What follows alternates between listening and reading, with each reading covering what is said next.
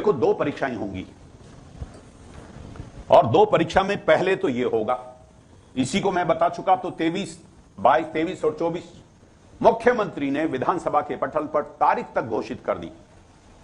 अभी तक किसी मुख्यमंत्री ने किसी परीक्षा की तारीख नहीं घोषित की थी विधानसभा में। इसका मतलब ये मान के चलिए कि ये परीक्षा 23 और 24 जुलाई को होगी। तो विपक्ष तो चाहता है कि ये परीक्षाएं हो ही नहीं और सरकार की बदनामी होती रहे, और सरकार चाहती कि हर हालत में परीक्षाएं हो और लोगों को नौकरी दें और हम यश बटोरे। सरकार चाहती और हम भी चाहते हैं। सरकार रोजगार देना चाहती, हम रोजगार लेना चाहते। इसलिए जो गंभीर होशियार बच्चे हैं ये उनके पक्ष में है और वो मान करके चले कि परीक्षा 23 और 24 जुलाई को होकर रहेगी। 23 और 24 जुलाई को होकर रहेगी, क्योंकि हम तो नकारात्मकताओं में फंस जाते हैं ना।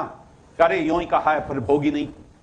आप सोचिए, अभी आरएस के एग्जामिनेशन को सरकार ने किस तरह से चाहा था कि आगे नहीं खिसके, क्योंकि आगे खिसकने का मतलब फिर सरकार बस खिसकता ही जाएगी। एक वो उस वातावरण को खत्म करना चाहती थी सरकार कि हम परीक्षाओं की तिथियां आगे नहीं खिसकाएंगे। ये तो राजस्थान हाईकोर्ट के डिसीजन की वजह से चेंज हुआ। इसलिए आप स्पष्ट समझ लीजिए कि यह परीक्षा 23 और 24 जुलाई को होगी। हमारे पास में बस 5 महीने भी नहीं बचे, पौने 5 महीने बचे हैं। अब इसके 20 अंक जुड़ेंगे, मैं आपको कह चुका हूं। यह परीक्षा अक्टूबर नवंबर को होगी और मोस्ट प्रोबेबली नवंबर में होगी, और इसमें 100 अंक, इसके 100 अंक इसके होंगे और 20 अंक इसके होंगे, और इस 100 अंक में से 40 से 50% किसके होंगे?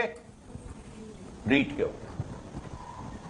इसलिए पहले आप इसको तैयार कीजिए और जो बाकी बचा हुआ है उसको बाद में तैयार कीजिए। अगर इस स्ट्रेटेजी को अपनाएंगे आप तो आप इस परीक्षा में अधिक अच्छे अंक ले सकेंगे। तो 20 पर है और ये 100 और 20 पर है। ये भर्ती परीक्षा है, इसमें से 40 से 50%, इसमें बस इतनी सी बात है 30% इसमें नेगेटिव मार्किंग होगी। भर्ती परीक्षा वो कंपटीशन की परीक्षा है। रीट में नेगेटिव मार्किंग नहीं है, वो पात्रता परीक्षा है, और इसीलिए तो उसकी न्यूनतम परसेंटेज 60 रखी है। आप देखिए इसका लेवल कितना रखा, न्यूनतम 60। नौकरी तो 40%, 45 वाले को मिल जाती है, लेकिन एलिजिबिलिटी 60 पर मिलेगी, लेकिन उसमें नेगेटिव मार्किंग नहीं होती। इसलिए 10-5 प्रश्न तो उसमें तुक्के से भी हम लोग ले लेते हैं और 60 ले लेते हैं। तो आप देखिए इसमें, लेकिन इसमें नेगेटिव मार्किंग होगी। इसका मतलब बहुत सावधानी से काम करने की जरूरत है, और इसलिए रीट को पहले से ज्यादा मजबूत करने की चक्कर है। रीट के आप 90% पे मत खोलिए।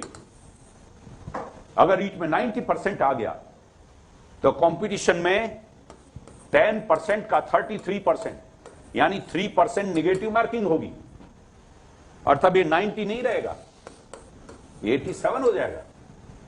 क्यों? वहां नेगेटिव मार्किंग होगी। रीट के प्रश्नों में भी नेगेटिव मार्किंग होगी। यहां अगर बिना नेगेटिव मार्किंग के आपको 90% मिल गया है तो मेन परीक्षा में समझिए आप 87 के लायक। अगर आपने 10% प्रश्नों को गलत कर दिया है, वहां नेगेटिव मार्किंग होगी। यहां पर नेगेटिव मार्किंग नहीं है। अब ये जो स्थिति बहुत साफ हो गई है, बजट में स्थिति हो गई, 62,000 पदों को उन्होंने कहा है, और उसमें से 15,500 पदों पर अभी अपॉइंटमेंट चल रहे हैं। 2-1 महीने में नौकरियां लग जाएंगी रीट लेवल फर्स्ट वालों की। ये 46,500 पद रह गए, और इस 46,500 में देखो, ये जो 46,500 पद हैं उसमें से 16,500 तो पद तो वो हैं पुराने जो कि परीक्षा रद्द हो गई, वो तो खाली पड़े रीट लेवल 2 के।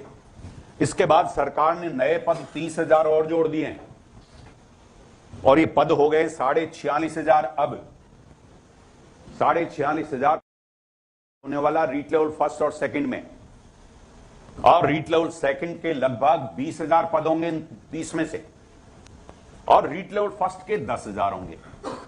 रीट लेवल फर्स्ट के 15,500 तो अभी अपॉइंटमेंट है, और 10 और निकलेंगे अभी, तो ये तो हो गए 25,500।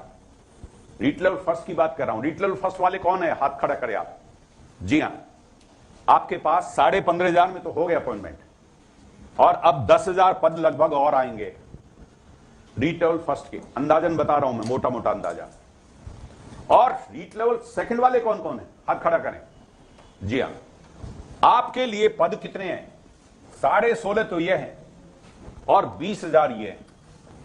करीब 36,500 पद आपके लेवल 2 के होने हैं। 36,500 उसमें से सोशल साइंस के होंगे ज्यादा और सोशल साइंस के भी होंगे। इसका विभाजन आगे होगा, लेकिन 36,500 पद है। अपने को इन बहुत ज्यादा पदों से कोई मतलब नहीं और कॉम्पिटिटर से कोई मतलब नहीं। अपने को तो हम अकेले हैं और हमें कितने पद चाहिए? 1 to 1 के रेशो में विश्वास करना अपने को।